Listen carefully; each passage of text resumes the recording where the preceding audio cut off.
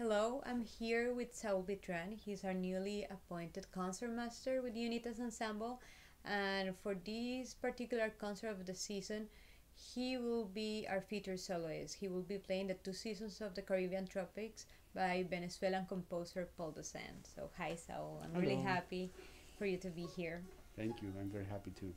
So, tell us a little bit about the two seasons of the Caribbean Tropics and the process of you getting to know the piece. It's been a very intense couple of months since I started working on it. I have to say I'm enjoying the process tremendously, although it's a very challenging piece, both technically and musically. But I am very happy I committed to doing this because it has expanded my horizons musically, because this is very untraditional concert music, which straddles between popular and serious concert music, and it has forced me to be very flexible and open to this new language. I'm really enjoying tremendously. Yeah, so we've all talked, and most of you know about the four seasons of Vivaldi, the four seasons of Piazzolla. Now, the two seasons of the Caribbean Tropics is not only an interesting piece, but why would you think it's so relevant to the Boston audience, and how can we relate to it, even though we only have two seasons in Latin America? Yeah, and here we have four seasons which are very, very defined. But I think the common point is that both the weather in the Caribbean and here are very extreme. There you have the tropical storms, incredible droughts, heat waves, landslides, floods that occur, unfortunately, all too often. And here in New England, as you all know, we have these very extreme seasons, for better or worse, but sometimes you cannot believe how powerful nature is, and when you see these huge storms. So in that, even though there are obvious many differences, I do find a common thread between these two approaches to nature. Yeah, I do agree with you. Also, we were talking and we were discussing about how, for us, this trend of the extreme, and also sometimes the grotesque of the weather, it's so common to our culture.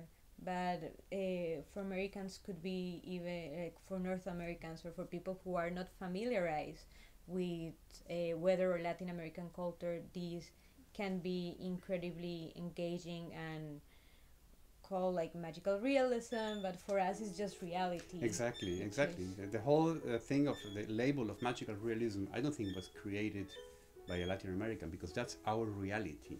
You live day to day with incredible contradictions, absurd situations, which we don't even notice anymore when we are there. But if you see them after living in the US, I go back all the time to Latin America, especially to Mexico, and I have developed this outsider vision a little bit, and it strikes me as something that is really, it is magical.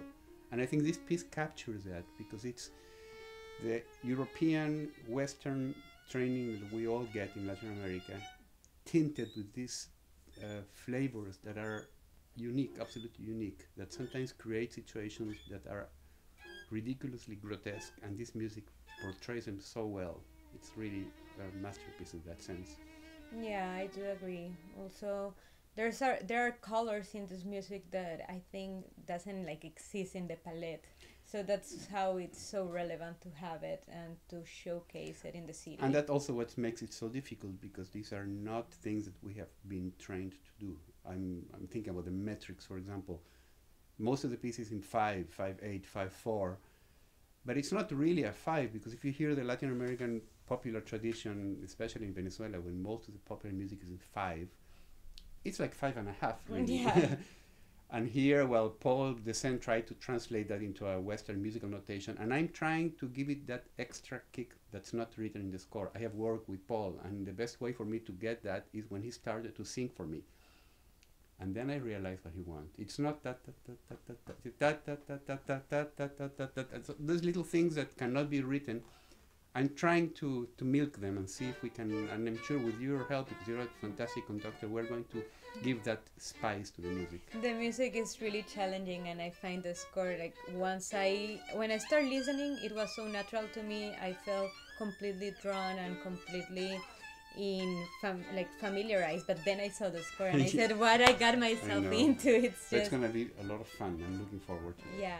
So thank you for listening. We'll see you, and also at church on Saturday, February 20th at 3 p.m. And we'll have a pre-concert talk at 2 p.m. See you then.